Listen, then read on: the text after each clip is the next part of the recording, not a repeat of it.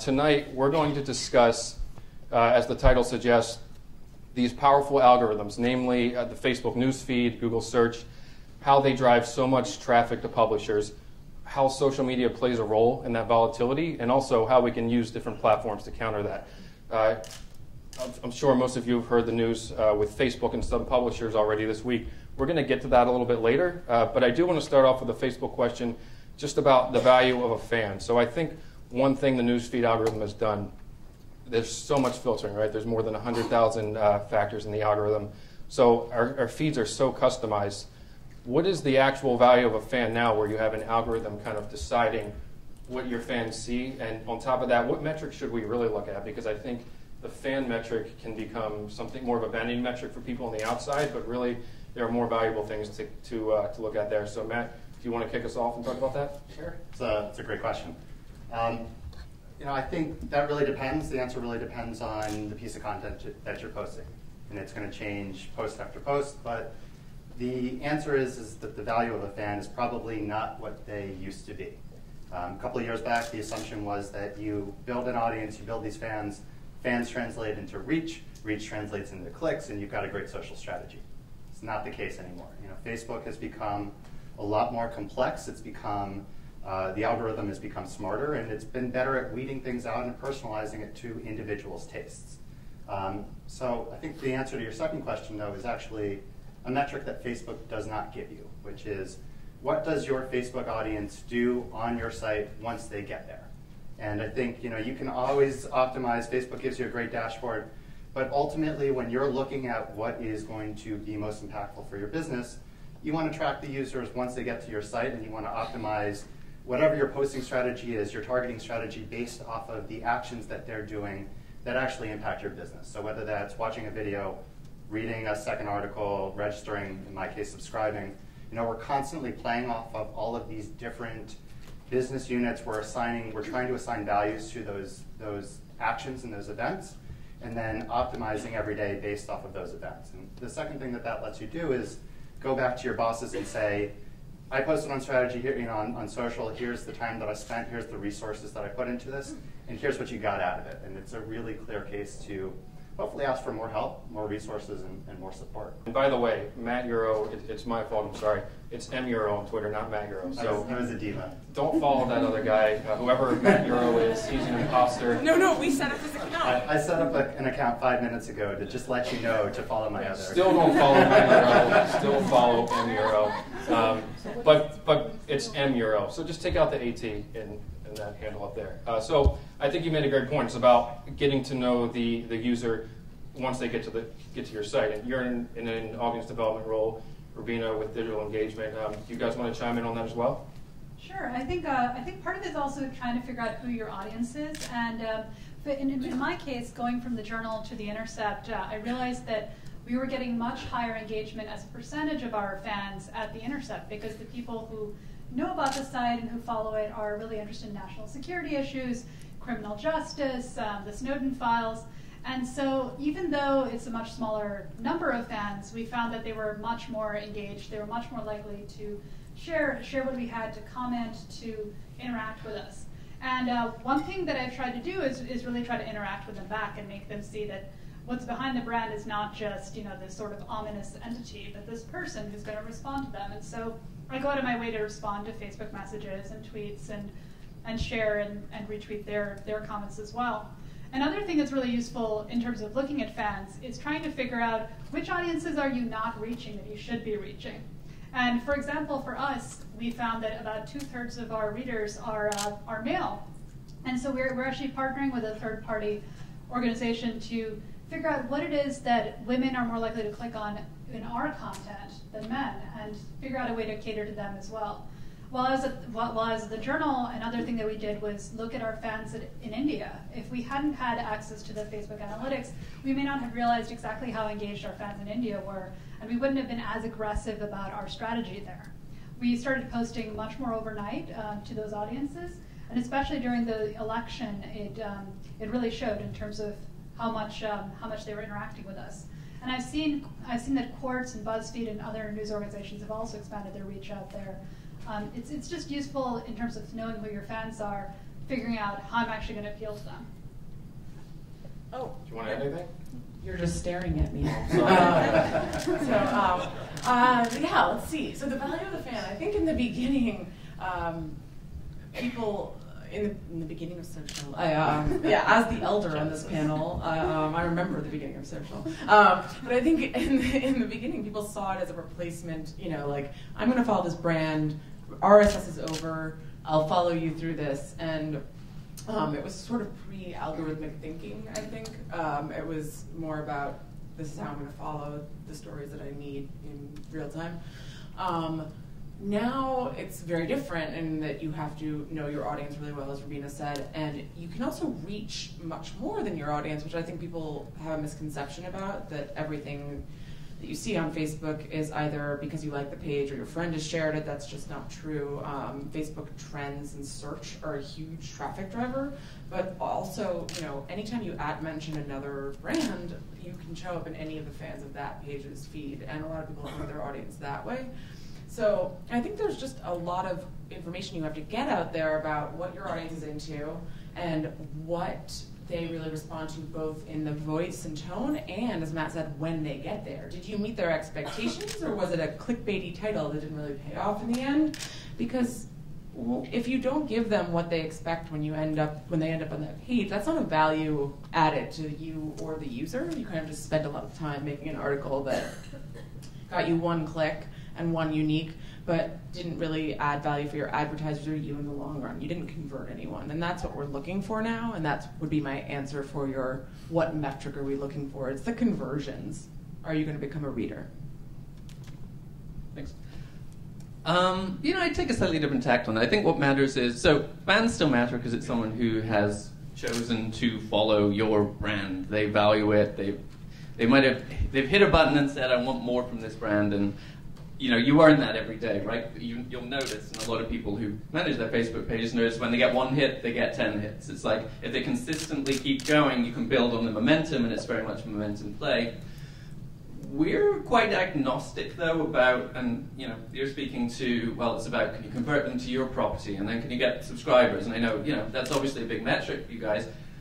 For us, it's just about engagement, and we're fairly agnostic about where that happens. I mean, we're in the age of video now. If we can put a video on Facebook and it'll get more engagement, then we'll put it there. So we're a little bit more about engagement is king.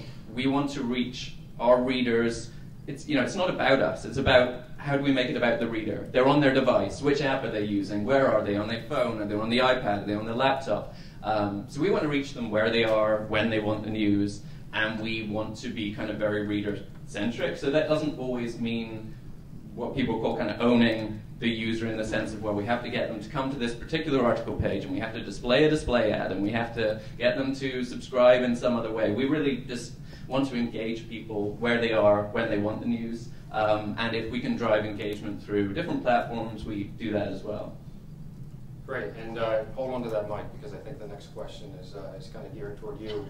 Stepping away a little bit from the algorithms of Facebook Newsfeed, Google Search, a lot of us up here and elsewhere have internal algorithms we use, whether it's through a third party, such as someone like Chartbeat or Parsley to help us, or it's something we've developed to not only help us get to know our reader better, but also to help us reach them better. And I think Mashable's Velocity is a great example of that. So maybe you could walk us through kind of what was the original plan for Velocity? How's it evolved? How do you see it moving forward? Sure. So for those who don't know, we have an algorithm called Mashable Velocity. We have a bunch of in-house data scientists, NLP folks, so like natural language processing. And it started a couple years ago because when we were redesigning our site, our readers want to know not just like what's new and what's hot, but they want to know what's next, like what's upcoming. You don't want to be the last person to say, "Oh my goodness, have you seen this Gangnam Style video? It's so hot." You want to be before everyone else. Wait, what right? was that? Check it out. Yeah, I mean, I think, so what we did was we said, well, how do we solve this problem? We were doing a redesign, we had to figure out how do we show them not the thing that's got, 100,000 shares and every one of your friends has seen it, but how do we show them the thing that's going to be big later today? So we started working on very basic algorithms and hiring data scientists to say, well, what are the trends in, for instance, social sharing? Who are the influencers? What signals can you use to predict? And then kind of more fine-grained around, okay, well, we can do this on our site, so what do the patterns look for all the other sites, and can we create predictive, so for instance on Mashable, everything pops to start with, and you course correct for that, and then you say, okay, what's the actual trend line on this story? And where we got to was, from doing that, we got to a point where, don't want to put coffee on Microsoft's nice floor, we got to a point where we said, this is really accurate, and what else can we do with it? We started identifying patterns, and we built a learning algorithm, so it would actually get better every time we did it. So we went out, we indexed the whole web, and we index about 1 million URLs a day, and it tells us, about 8 hours in advance, and sometimes 12, and sometimes the next day, with very, very high accuracy. It'll say, this post is going to have this many shares in 8 hours. And then we can look across the whole web and say, okay, we really need to focus on this story, whether it's on our site, whether it's elsewhere, because this is the one that's actually going to resonate. And we can do a lot of things with that. Sometimes we will just cover it straight if it's a breaking news video or something, but sometimes we'll make some reactive content, like we know we've got 8 hours until this story peaks, so we'll make a video. Or sometimes we will go investigate that story. We'll say, okay, well that story's already going to be out there, but let's dig deeper, let's make some phone calls and kind of react to that. So, we've been developing Velocity for a couple of years, adding more data science ability, and actually last year we just started licensing the technology directly. So we spin up different instances we just announced a deal with MEC earlier in the year, where we spin up instances where an advertiser says, okay, I want to know what's going to happen in food, or I want to know very specifically what's going to happen in beauty and makeup, and I want to know what all my competitors are doing, whether they're going to get good news, bad news today, is there going to be something that I can pick up on and make a video, or a Vine, or a Snapchat, or something quickly. So for us, it started out as a way to get ahead of trends, but now it's also about how can we use that learning, how can we help our advertisers with that learning, and it just gets better all the time, because every time it looks at, okay, did we actually hit that number, it says, why was I wrong? So we're using kind of, I guess you call it AI, where we look at, were we right, were we wrong, why were we wrong, and then it learns, and it just does its thing. Now, with the licensing you talked about for advertising purposes, is that something that you're going to make Velocity available to competitors on the editorial side, or is this mostly a marketing revenue-based thing right now? Yeah, so right now we're working with ad agencies. Right now we're working with ad agencies. We have considered that, and people have approached us. Right now it's largely with brands, and it's largely with brands that we work with, but we certainly consider it, I think. Great. Who else has some cool versions of this? Velocity is kind of the gold standard, so we're doing the best that we can to catch up to you guys. But our team is really focused on personalization, machine learning. We are trying, we have a number of different personalization techniques, APIs that we're leveraging to serve the right message to the right user at the right time. And that's sort of our key goal. And one tactic that we are testing, and I'm going to try my best not to butcher this and sound like an idiot, is something called contextual bandits and multi-inner bandits. And essentially the principle is, can we segment our user base up into micro segments, as small as we possibly can get? If we randomly serve X different messages to these different users, can we start to figure out what like actions are taking place between like audiences, and saying, this audience, this micro audience is really engaging in finding this piece of content interesting, or clicking on this banner, signing up for this newsletter, and then auto-optimizing in real time. So we have a big team. We've got the benefit of a really incredible data team that has built all of this infrastructure and technology for us. And we're really right now just trying to figure out how do we take advantage of all of this powerful data, powerful technology, so that we can make smarter decisions and we can make that reader experience much better and serve you what you want to see, not necessarily what we think you want to see. Great. Alex, want to add anything? No, I'm good. Okay. All right. Good. I think they summed it up pretty well. We would all dream of having something as great as Velocity, and I hope you do make it available to publishers at some point.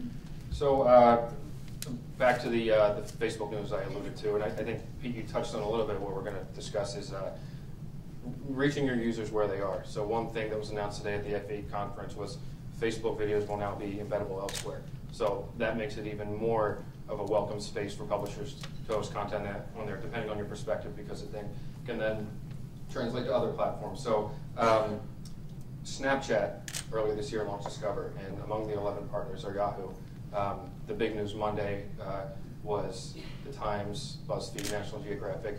Some others potentially were approached by Facebook to post original content there as part of a potential revenue sharing deal. So Rubina, maybe you could start us off. Is this, how do we feel about this? Is it scary? Is it a good thing? You know, are we, is it kind of TBD?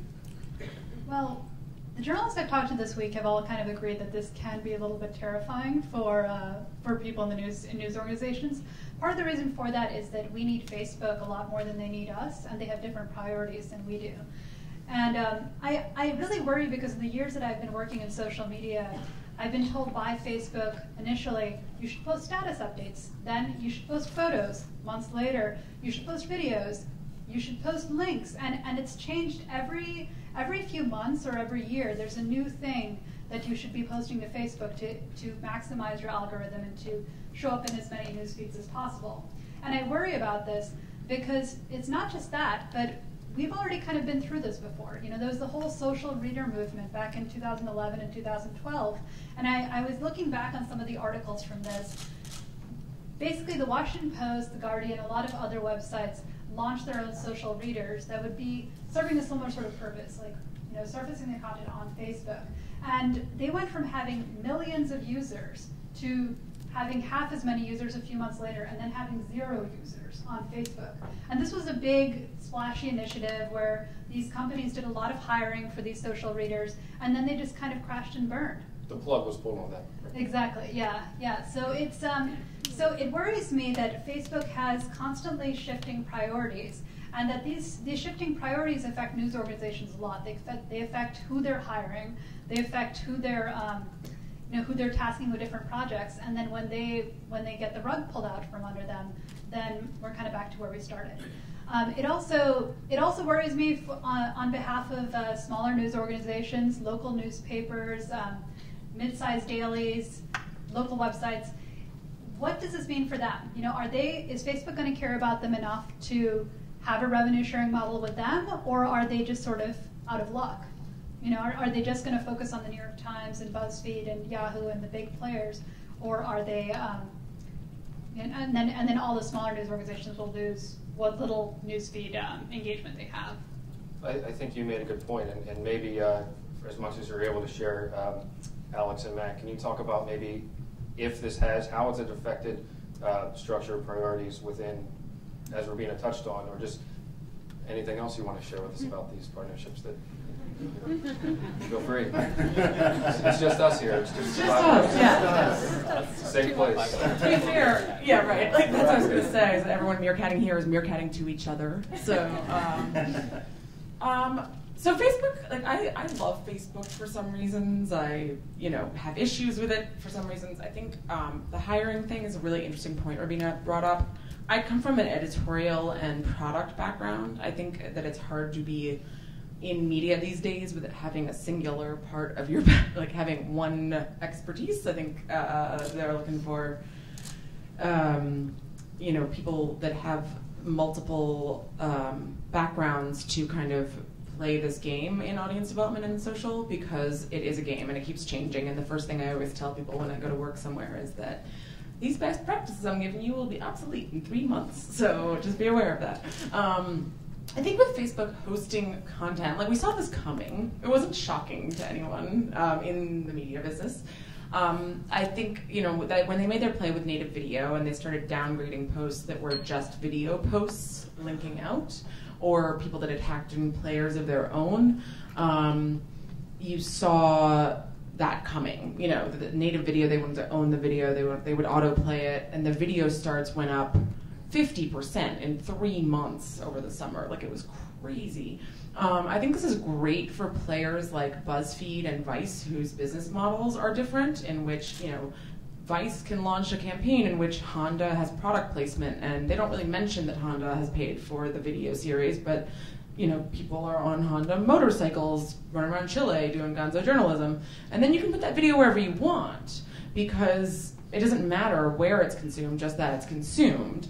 I think it's different for brands that are obviously based on a subscription model or brands that have other parts of their business like Yahoo than just content. Yahoo is a content-driven company, but we also have mail and search and several other applications and products. So, to me, this all comes down to business model, and I don't know that anyone has solved it in digital at all. I don't know if anyone has built a sustainable business model in journalism that could work across the board, or even for 50% of publishers.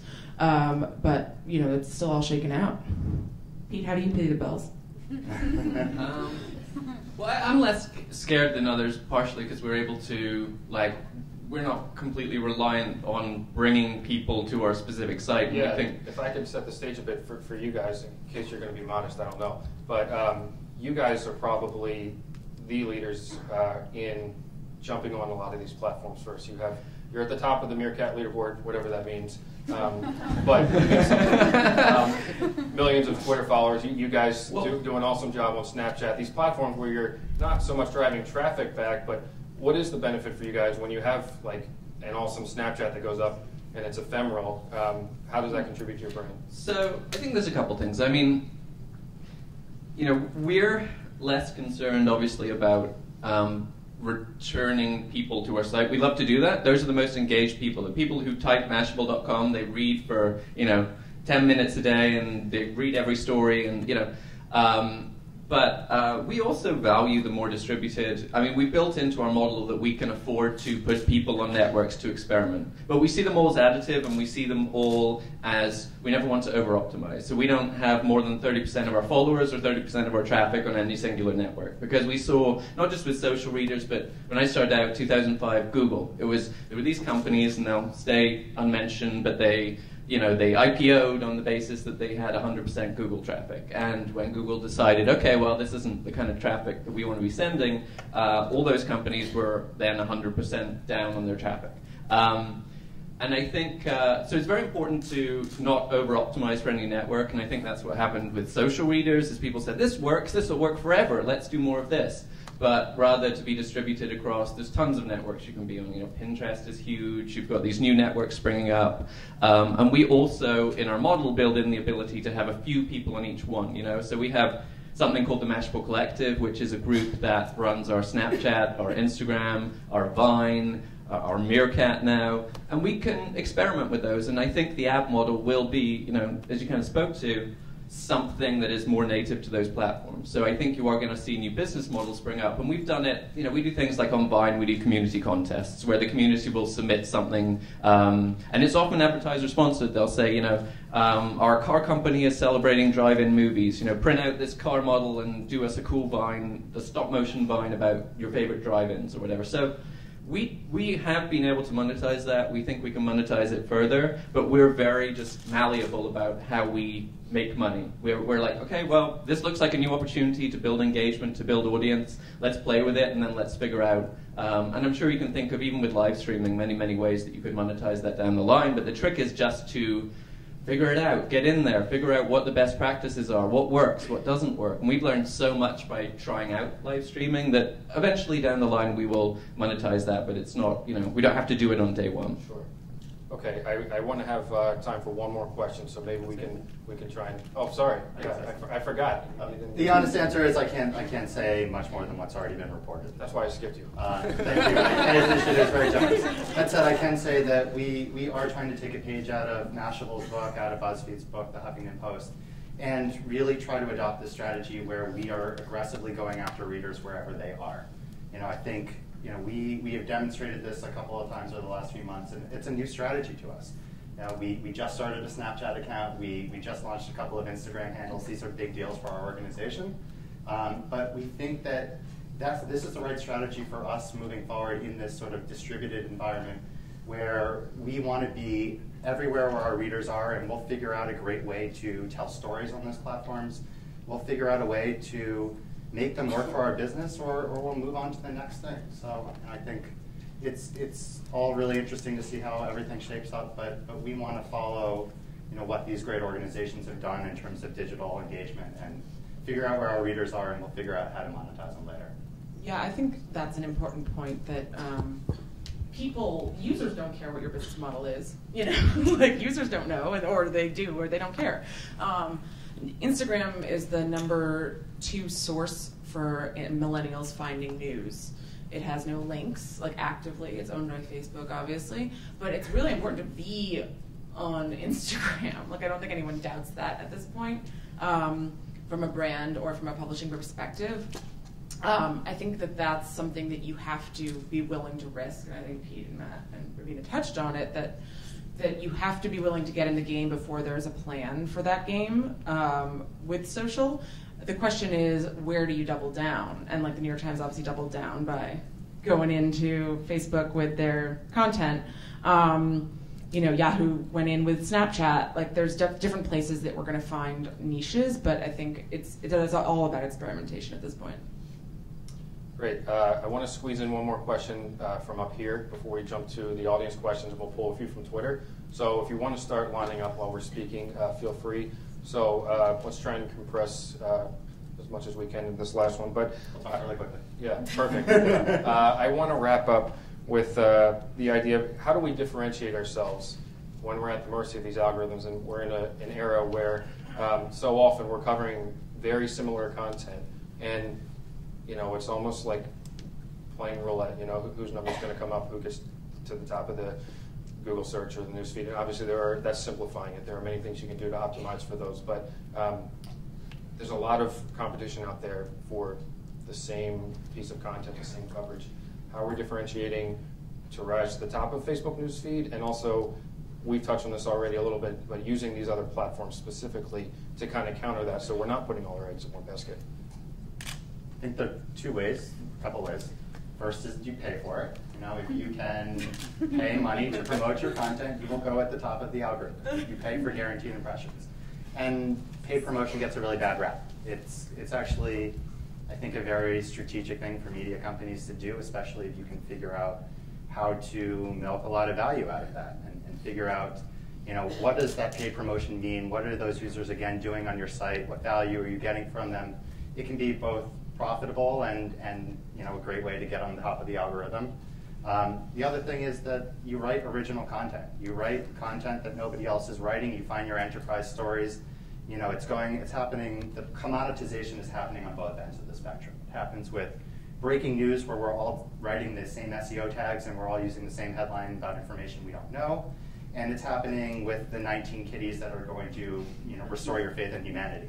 Like, we're all of this commoditization is happening on both ends, and the sweet spot is in the middle, where you can find an original story, you can find an original spin that's going to differentiate your brand and going to separate you from the rest of the pack, and I think the traffic is going to follow suit. Yeah, I'd like to echo Matt's point. I was also going to say that original content is a key to that.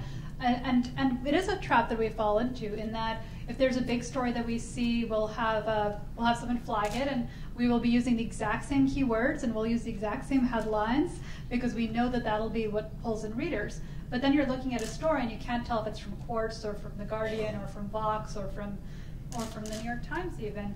It's what really sets us apart, and I've been lucky with my news organization that we have the Snowden archive, that we have all of these really original stories that no one else is going to report on, and we have a team of investigative reporters working on them to produce original content. But that's something that every news organization should focus on, is when you see 20 different posts about that white gold or blue black dress, what is the angle that you're going to take on it? And I found that a lot of the stories that did white and gold. White gold, obviously. No, we're not doing this here. Stop it. But I did see that some of the news organizations that did really well with that were the ones who really dove into the data and said, these are the types of people who are seeing the dress being white and gold, and these are the types that are seeing it blue and black. And they looked at age demographics and gender, and they looked at all these different factors.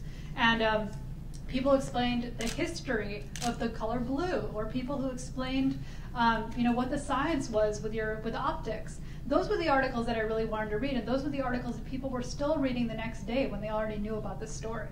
So you just have to find a way to differentiate yourself from all those stories that are just regurgitating the news that everyone already knows.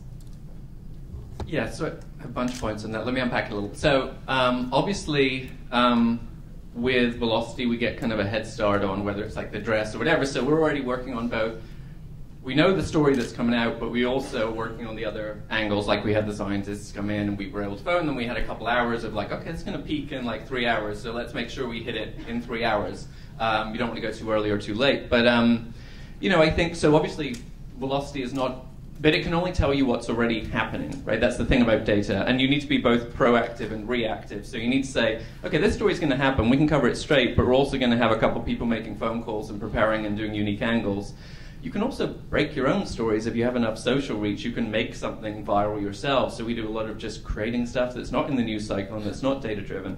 But avoiding commodity, we try and do a couple things. Apart from being early, we try and tell stories in a new voice and a new format. So, you know, instead of, you know, we ask, you know, how do you be your most trusted Facebook friend? How do you, when you see Mashable on Facebook, how do you know, okay, it's told in a voice that's accessible to me, but it's also something I trust? You know, there are many brands that are very good at making these headlines you want to click, but they're not you're not really sure when you click it if it's, you know, something you want to share with your friends.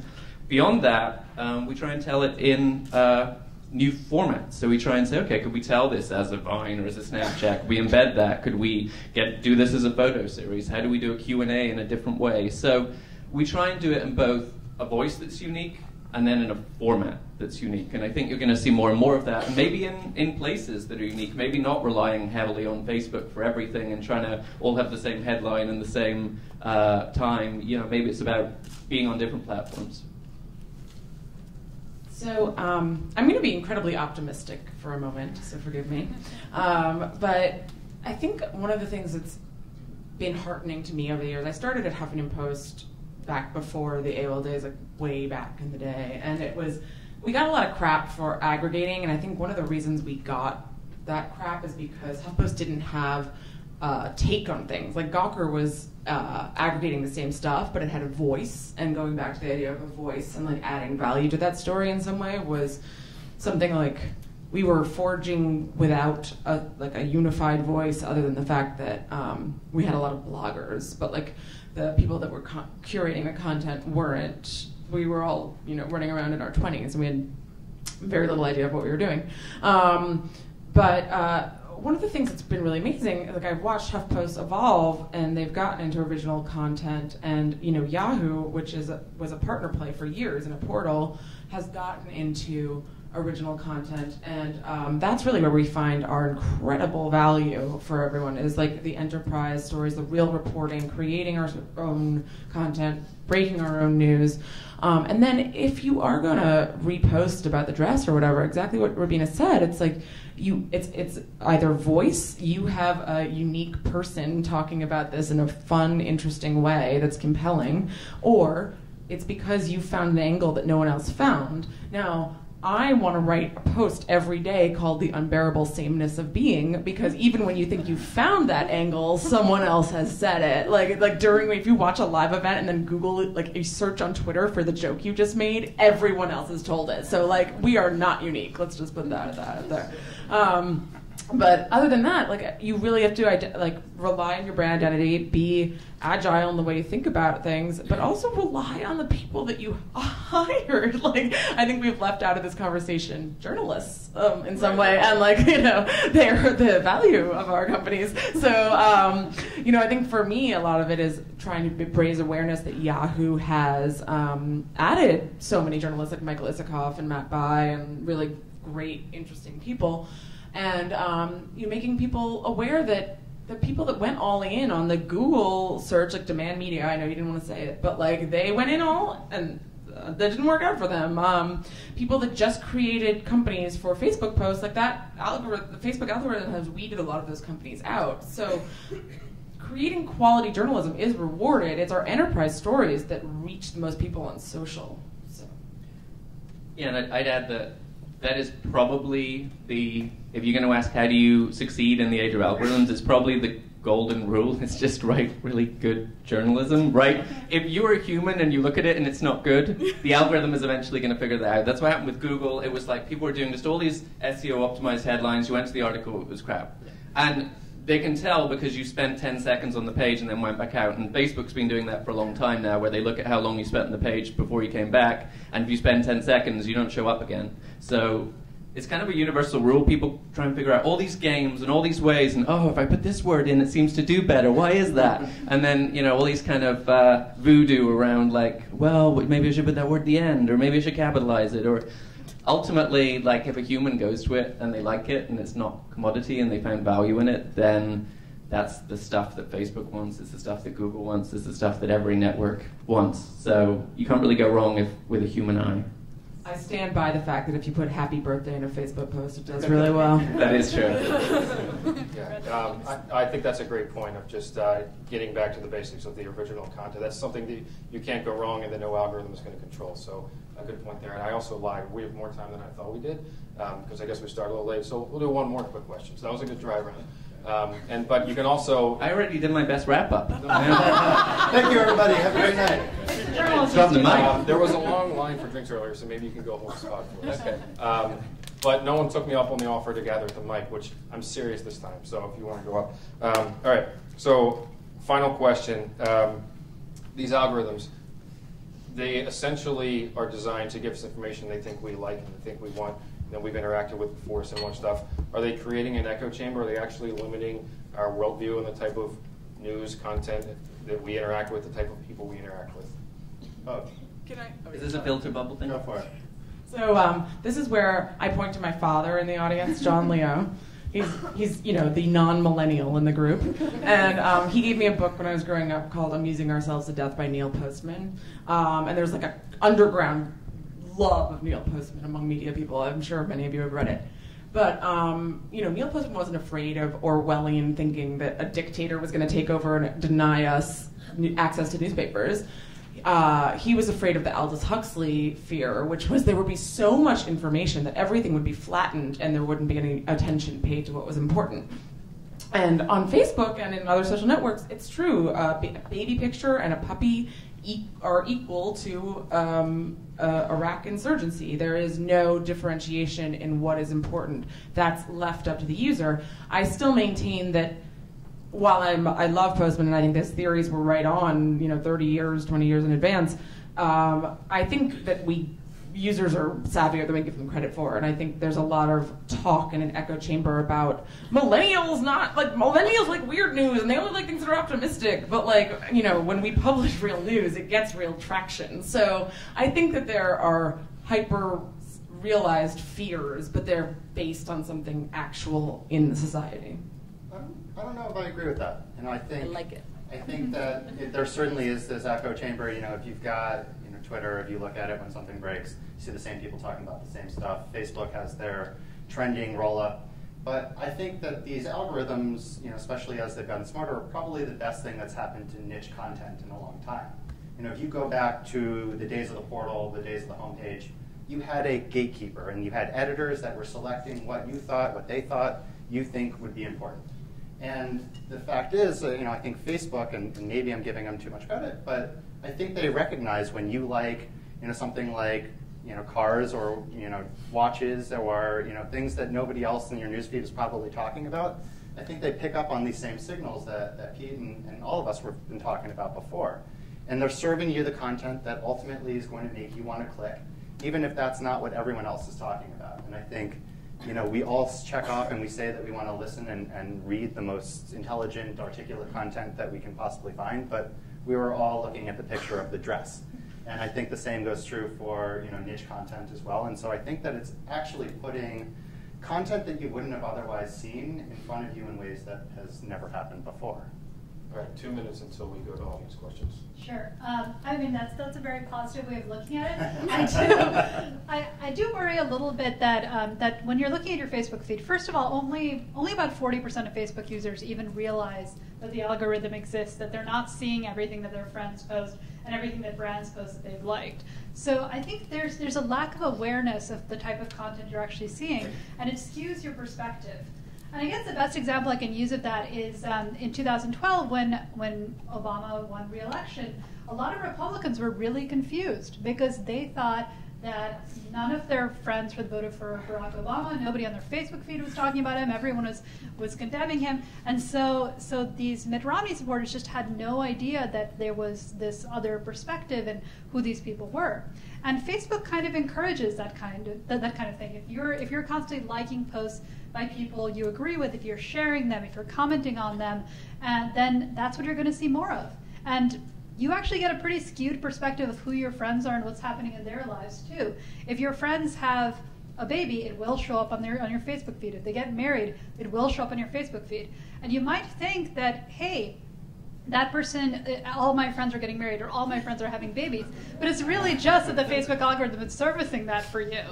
And in the same way, it works with news. I mean, you might think that everyone is really progressive about these types of policies, when really you're seeing just a sliver of what of what reality is, because you're the one going through and clicking through these articles that are about this, and so therefore that's what you're seeing on your Facebook feed. I see this all the time with my own. So I have a bunch of thoughts on this. One is going back to the data. So I got this question a ton a couple years ago because of a book called The Filter Bubble, which was all about this theory that you would just subscribe to people who had the same political opinions, and you'd only see that view. And there were numerous studies that came out after that showed that actually people have more of a diverse group of friends than ever. They're exposed to more opinions, and you can't really avoid, when you hit the trending topic, seeing both sides of the argument. It was even more so, while the Romney supporters might not have seen that in the feed, it was even more so in real life. They didn't hang about with people who had different political opinions. People have tended to hang with people who are very similar to them, and now they're exposed to more. And when you talk about millennials, I mean, they're the most diverse generation ever. You're friends with people from all different backgrounds, from different countries, from different political persuasions. So people are exposed to more stuff than ever before, and some of that, and it's not an opinion thing, it's just there's numerous studies on it. So I'm not too worried about that. And also there's always been a filter bubble, because if you read, for instance, the front page of a newspaper, you would believe that you were most likely to die in a plane crash or a terrorist attack. You would say, well, 100% of the time, there's always something like that on the front page of the paper. And you wouldn't say, wow, I should really do up my seatbelt in the car, because actually we don't report on that because it happens so often that you get in a car crash that we don't cover it. So there's always been a filter of, like, if you believed 100% on the proportions that stuff appeared in stuff, you would kind of be skewed. Now you get almost a more balanced in terms of you get some good news, you get some bad news, and you will get exposed to more opinions, actually. Great. Yeah, I would just like to say that there was an American Press Institute study came out recently, and millennials are being exposed to more points of view than any other generation, and there's just a lot of data around that. My point was more about the flattening of content, that a war is equal to a baby picture. So not what you're seeing, but that it's equal, and equal in size in every way. And that's what's different about a newspaper. There's a lead story. Someone has decided that that is the most important news of the day. And whether you want that filter or not, it's there, daily news. So yeah, now to user question. Thank you for the little plug there. We're going to go to the podium. Why am I have two mics now. I don't know what I'm doing. No, you're Pete. So, Take this one. So I'll try and alternate between the podium and Twitter. So if you can just say who you are, where you're from, and we want to get as many in as possible, so we can keep them nice and concise, that'd be appreciated. So go ahead. Sure. Hey, I'm Claire. I'm with Parsley, and I heard a lot on the panel about you guys talking about getting your information to readers, and not a whole lot about what the readers are giving back to the media brands, and how that's playing into this. And even with the Facebook newsfeed, would that mean that readers were getting more usefulness and what kind of information they need to live their lives better? So I'm just curious to hear general thoughts on that. So are you talking with regard to how do you be kind of reactive to the user's needs? Yeah, just to the part of what's interesting about social is this two-way conversation, right? It's not just about what stories they're going to consume, it's about how they're reacting to them. And so, yeah, how are newsrooms bringing that into their workflows? How are they? Yeah, so for us, that's really where Velocity came from. I used to go right through the office, and every editor would have TweetDeck up, watching all their replies, and we get like 5 a second or something crazy, and it would just be they'd be spending half their day, even when they're writing an article, they'd be going back and forth, like, has someone tweeted something new? Did they like my story? Did they not? And trying to, like, manually figure out the sentiment on it and all that. Like, did people like that? Did that resonate? And now, you need to, at scale, when you have a lot of that feedback, you need to have some kind of algorithm that makes sense of it for you and says, this is the story you need to focus on. Don't worry about that one. It's going to die off. You need to find more angles on this one. And, looking more in sentiment and stuff as well. That's a very inexact science. So for us, it's actually a very literal thing in terms of readers helping us. We use Secure Drop, and we are constantly tweeting out and putting on Facebook, here's how to link to The Intercept. And I will get messages from people on Facebook saying this story is happening somewhere, and I'll send it to the appropriate editor. So it's actually a much, even more so than replying to people on Twitter and Facebook, that's been kind of just a useful thing to have. No, we're trying to jump more into the conversation. That's something that is, again, relatively new for our organization. A great example, though, is we wrote this story about League of Legends, which is an e-game, an e-sport, and the story went bonkers on Reddit. And we knew sort of in advance that this was going to be a massive, massive hit for us on Reddit. And so the minute we saw it was posted and it started taking off, we had 2 reporters that were sitting there waiting to jump into the conversation and have an hour-long dialogue with the Redditors. The result of that was, this was the first part of a series of, I think, 4 or 5. And we saw the same traffic, the same Reddit posters come back onto our site, people that probably would have never come to the New York Times to read our e-gaming coverage, shocker. Because we had engaged them that first time and we had reached out a little bit and added value to them. Okay. I would like to just pick up on Matt's point. I think that engaging with the people that are creating the content is much more compelling for me as a human and for our users than engaging with the brand. So we have lots of comments and lots of replies, but when we see the best engagement when our editors do a page takeover or they're doing the conversation or they're talking to people about the story and the reactions, and that's what we're trying to do at Yahoo, is that really make sure that they have direct access to, really engaged people have direct access to our journalists. Great. All right, I'm going to pull one up from, sorry, did you want to add something? No. Okay, I'm going to pull one up from Twitter, from Ben Fisher.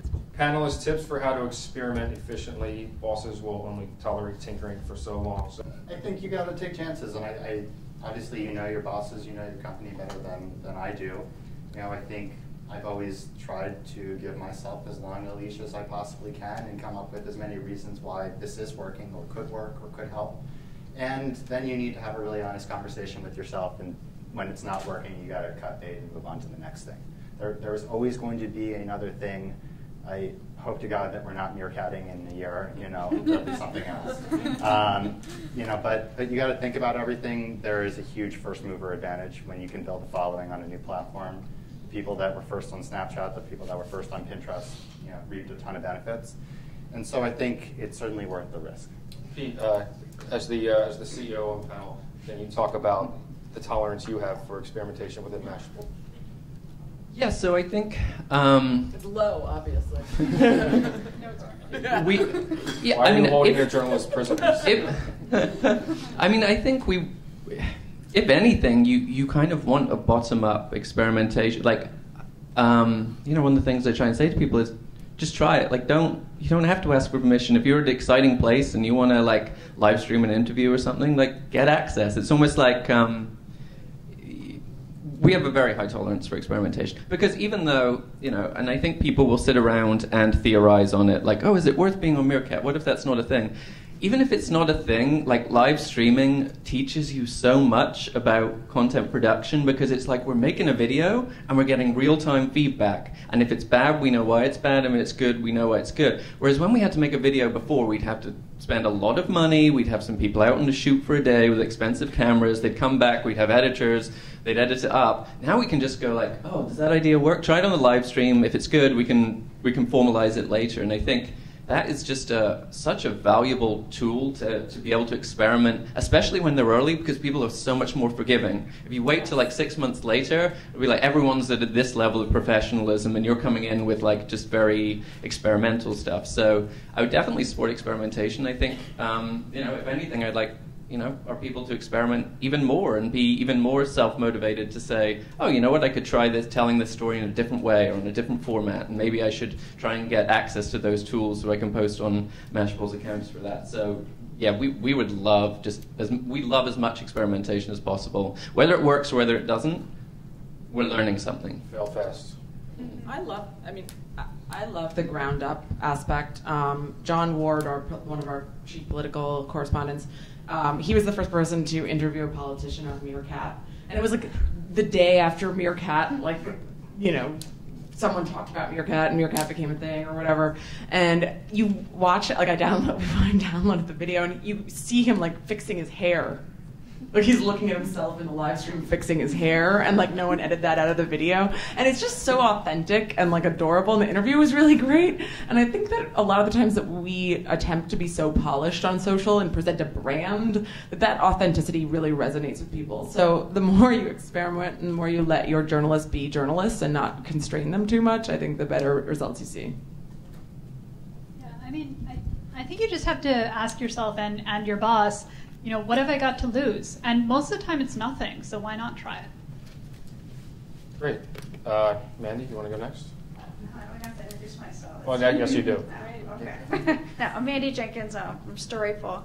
I wanted to hear from the panelists, what your news organizations are thinking about the more closed networks, things like WhatsApp, and you're growing, rapidly all over the world, but they're just not at all what we're used to doing there. So in terms of content creation, content distribution, and engagement, how you guys are approaching that.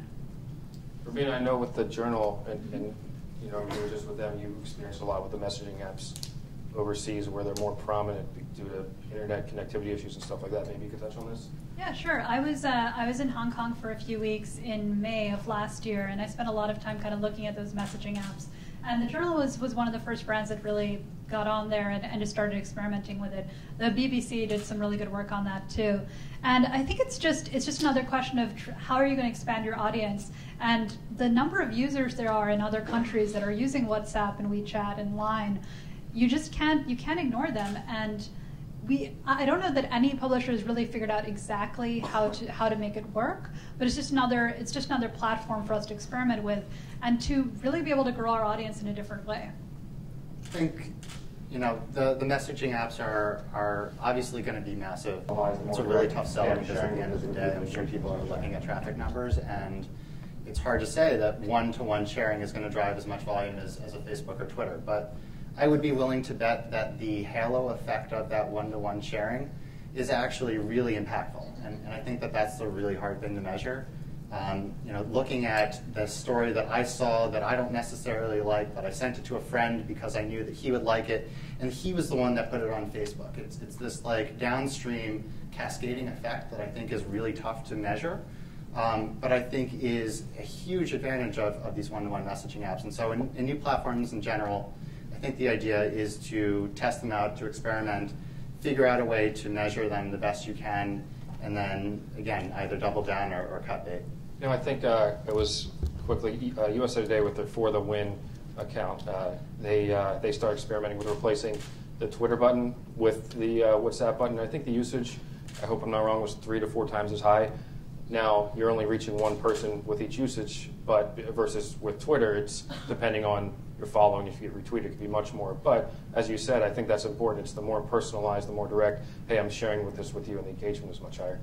Yeah, I mean, that can be tested. I'm sure it's different for each site, but if you track the data, you can figure out which buttons you should have. I think the impact of an instant message is that social media has become so voluminous that it's not really to you specifically, and it's easy to miss it, whereas most people, when they get up, they check their instant messages first. There's like a hierarchy. They check their IMs, they check their email, anything that's to you directly. Then they check their app mentions to see anyone talking about me. Then they go check, like, okay, what's everyone else saying in the world? It's an egocentric world. People want to know, are people messaging me or talking about me, first of all, and then they'll go see, okay, what's everyone else talking about? But I think also it's important to know that in Asia, these are kind of the portals, right? So they just had a different evolution in the web, where like the WeChats and the WhatsApps and stuff are adding more and more features and becoming kind of that you can like book a car on them, you know? So when we think of like every app, it's almost the opposite of what's happening with Facebook breaking off all their apps and being a suite. In Asia, it's like you just have one huge app and it has everything. So I think there's a lot of opportunity for media. And of course, Facebook Messenger just opened up a little bit this week. So I think you got to be where people are. And I think there's, again, you know, I don't know if it matters too much if you can monetize that IM in terms of directing someone to it. I think there's actually new monetization methods that happen within those apps eventually, and those will emerge. I think for the messaging apps, for us at least, you have to trust that you're producing content that people want to share. Like, I do not have the bandwidth to go out there and IM every Yahoo user.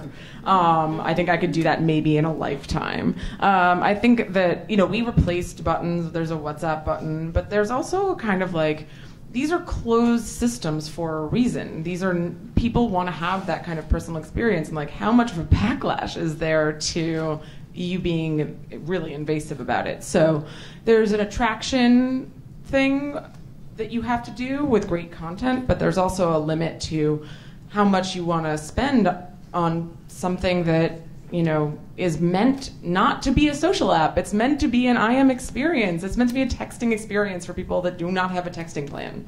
And I think with WhatsApp, I think one thing interesting about that, one of the challenges is that you have to have a separate phone number. So you as head of audience development at Yahoo couldn't say, okay, I'm going to sign out of Alex Leo on my WhatsApp and sign into Yahoo's. You'd have to actually have a new phone, and as you said, kind of individually, just to give one example of the challenges there and the resources. So that's definitely a great point. I'm going to jump back to Twitter for Amy Vernon, touching on Rubina, you mentioned earlier, about small news organizations.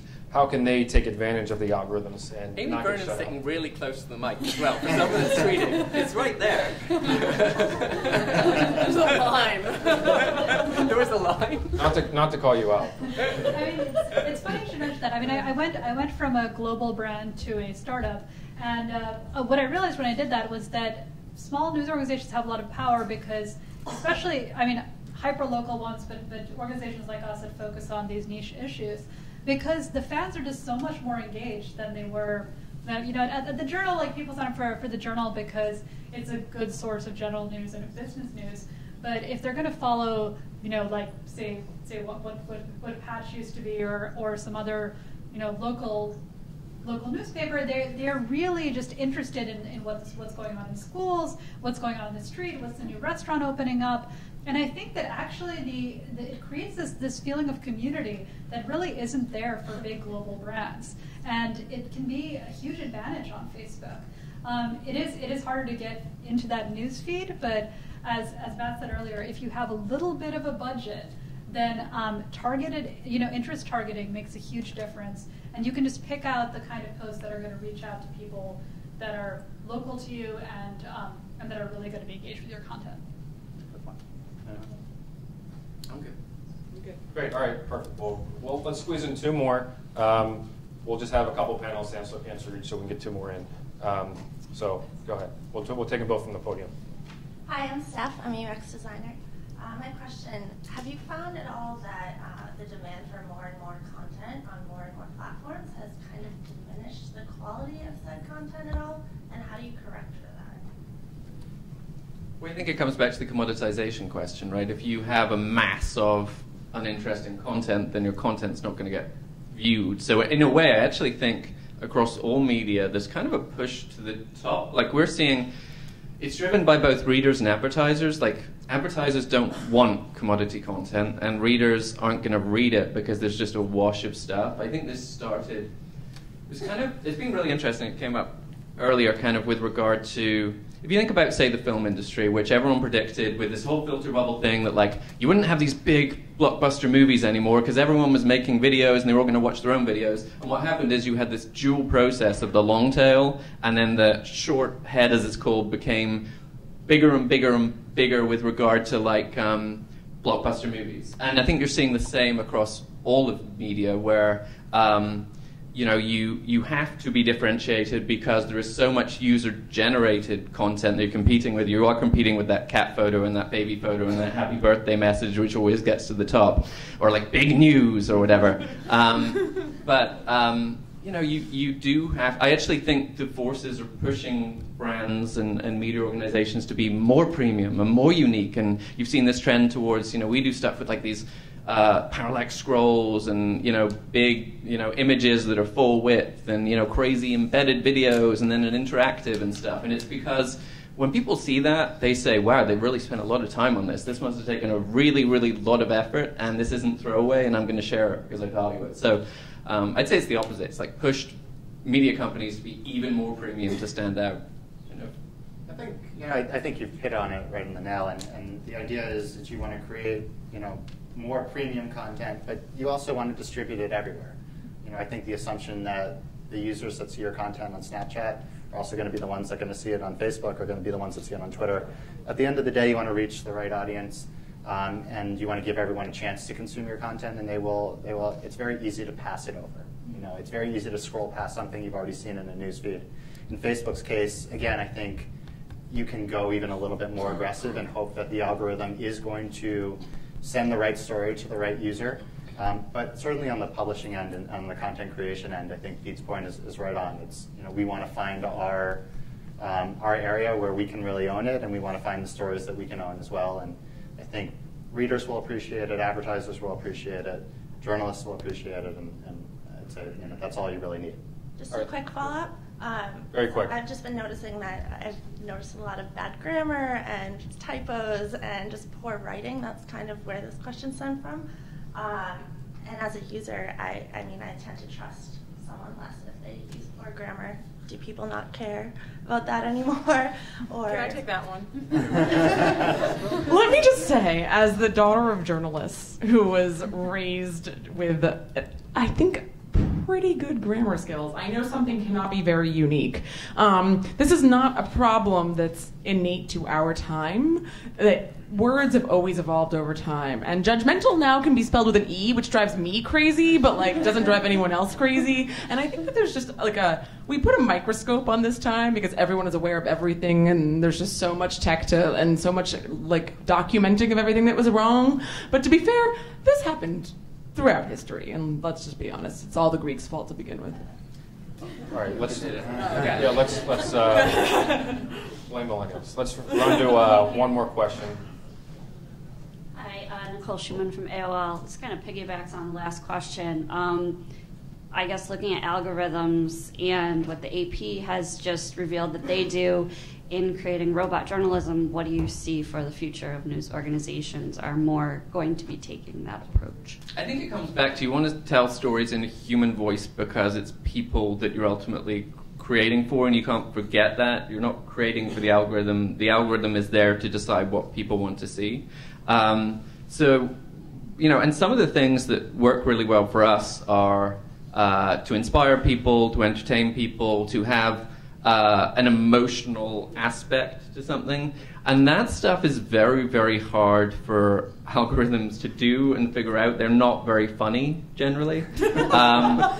And I don't know if they ever will be because, humor is complex. It's, when we, obviously we're international as well, so humor is different regionally and across different countries. So I think the algorithms get you to a point where they're an assist to creativity. They take out the grunt work, right? They take out, okay, don't spend all your day on TweetDeck trying to figure out what's going on, just look at this interface. But then beyond that, do something that's not commodity. Either go and research a story and get a unique angle and make some phone calls, or find a new format to tell this story in, or tell it in a way that is inspiring or entertaining, or that's just different and non-commodity. And I think if you just used algorithms to make it, you would, by default, end up with something that was very commoditized. Ravina, you want to wrap us up? Sure. Basically, and another thing is just that we all still have jobs, like Matt, me, Alex, and obviously you do, but people who work Wait, in... do I still have a job? What? Oh, and Brad's fired. Brad's fired. But the reason that even people like social media editors or audience development directors still exist is because you still need that human element. I mean, algorithms can only get you to a certain level, and then you actually need to know how people think and how people feel. It's there's a reason that editors write headlines and they're not just kind of churned out, and there's a reason why tweets that are just sort of automated headline case, letting you know what the breaking news is, don't do as well as ones that are actually crafted by a person. And so I'm not particularly worried. I actually think that if we have some of the things automated or some of the things run through an algorithm, that gives us more time to do the creative stuff, and that's good for journalism. Great. Sina's going to wrap us up in a minute, but I just want to say thank you, everyone, for coming out. If you could give a round of applause.